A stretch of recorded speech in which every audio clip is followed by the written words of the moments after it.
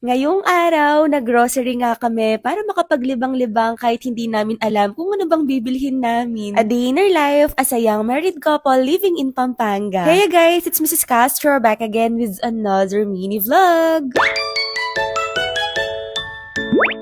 For today's vlog, niyaya nga ako ni Mr. Castro na lumabas para daw makapaglibang-libang kami. Bago nga kami lumabas, nag-spray muna siya nitong body spray niya from Body Expert. Ito yung nagiging pabango niya guys every time na lumalabas kami kasi napakabango at napaka-long lasting. Ang dami na nga niyang nabudol dyan kasi yung amoy nito mabango siya pero hindi yung sobrang sakit sa ilong. Tsaka nagtatagal talaga yung amoy niya and yung amoy niya guys, amoy pogi siya kaya perfect din to pang gift. Meron pang ibang variant niyan katulad nitong Aqua Cool at saka tong favorite ko na Red Temptation na napaka-sexy ng amoy. Pagkatapos nga niyan, sabi ko ilabas niya na yung kotse para makapagbiyahe na rin kami. Pasensya na pala kayo sa boses ko kasi medyo paos at minamalat pa rin ako hanggang ngayon. Pero pipilitin ko pa rin mag-vlog kasi alam ko marami nag-aabang sa inyo nito. Tsaka pasensya na kayo kasi walang vlog noong mga nakaraang araw kasi alam nyo naman din yung nangyari. Hindi man madali pero alam ko at iisipin ko na lang na nasa magandang kalagayan na si Ponsi ngayon. At eto nga, nandito na nga pala kami ngayon sa SNR. Alam nyo, nakakatawa kami kasi mag-grocery kami nang hindi naman namin alam kung anong bibilhin namin. Kasi halos kompleto pa naman yung stock sa bahay. Alam mo yun, gusto mo lang mag-unwind. Kasi kapag malungkot ako, tapos dinala mo ako sa grocery, parang makakalimutan ko lahat ng mga malulungkot na bagay. Una nga naming nadaanan itong mga laruan. Dahil nga si Kali walang bagong laruan, eto binili namin siya. Si Amor at Tabi kasi may bagong laruan sila. Kumuha na nga rin ako ng yan dito dahil nga mamaya, bibigay ko yan sa pamangkin naming si Gab Gab. Kung ano-ano na lang talaga yung mga kinukuha namin, yung mga stocks or mga snacks sa bahay kasi halos wala kami neto. Madalang lang naman kami magchichirya kaya ayan sige go na. Buti na lang talaga niyaya ako ni Mr. Castro kasi guys pag nasa bahay kami, or what I mean yung kapag ka nasa bahay ka tapos tahimik, wala kang kausap, tsaka every time na lagi ako nag-i-scroll, nalulungkot ako kaya ngayon parang nasa social media detox ako. Ang laging ina-open ko lang ngayon, Messenger ko at saka Viber. Actually, meron nga kaming flight na matagal nang nakabook pero dapat nga ika-cancel ko yun. Pero pinipilit nga ako nila mama, ng mga friends ko, na ituloy daw namin para makapaglibang kami. Kayo guys, ano sa tingin nyo? Ngayon kasi, naisip ko na yung grieving pala parang comes in waves talaga, no? For example, ngayon, okay ka, tapos biglang susumpong yung mamimiss mo siya, tapos iiyak ka ng matindi, yung ganun. Kaya alam nyo, hanggat maaari, hindi ko na pinapanood muna yung mga video ni Ponsi. Lalo na nung before siya mamatay, gusto ko na lang ngayong maalala yung mga good memories namin. Tsaka wala akong ibang gusto ngayon kung hindi maglibang, makipag-usap sa mga kakilala ko, sa inyo. Kasi kapag ka ganon, katulad ng mga nagko-comment kayo dun sa mga previous video ko, parang gumagaan talaga yung pakiramdam ko. Kaya maraming salamat sa inyo guys, hindi man tayo magkakakilala personally, pero alam nyo, tinuturing ko na kayo, kayong mga followers ko, na family ko at friends ko. Sobrang saya ko sa na-build nating friendship kahit sa comment section lang tayo lagi nag-uusap. Anyway, nag-crave talaga ako niya nung strawberry na may Nutella, kaya ayan sabi ni Mr. Castro, kumuha na ako. Konti lang naman yung mga napamili namin, pero nagtagal kami doon, talagang naglibang-libang sila. At kahit papaano naman, gumaan yung pakiramdam ko, kaya thank you talaga kay Mr. Castro. Bago kami umuwi, dinaanan muna namin si Gab Gab. Tignan nyo, napaka-sweet kasi meron akong binibigay sa kanya. Every time talaga na nadadaan kami sa SNR, binibilhan ko siya niyan kasi favorite niya yung yan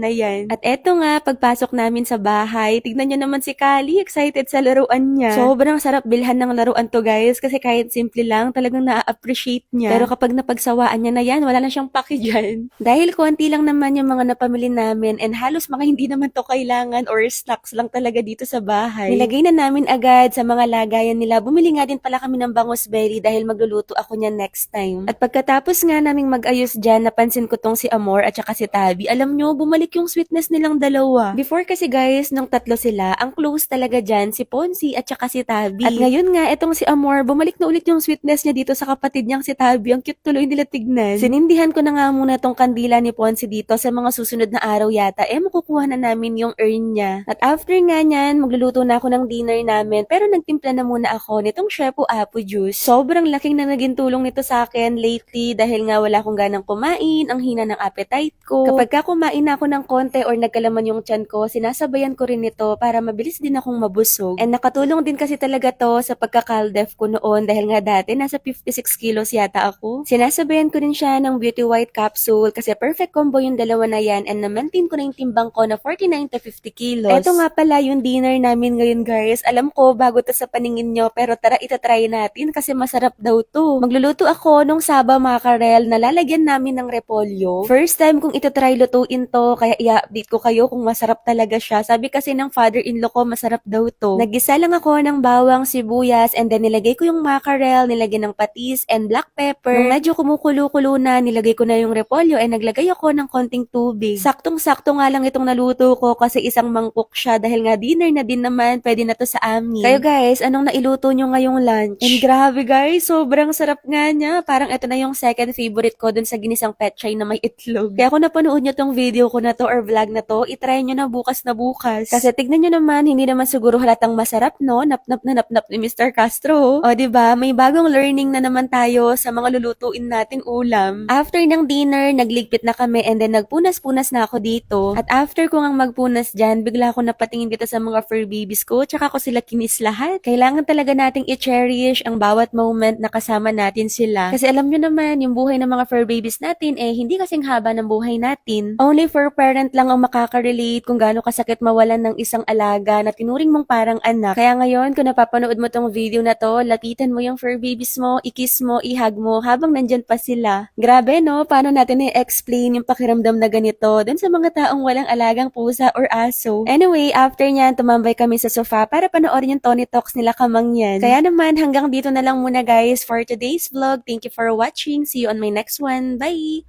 Mwah!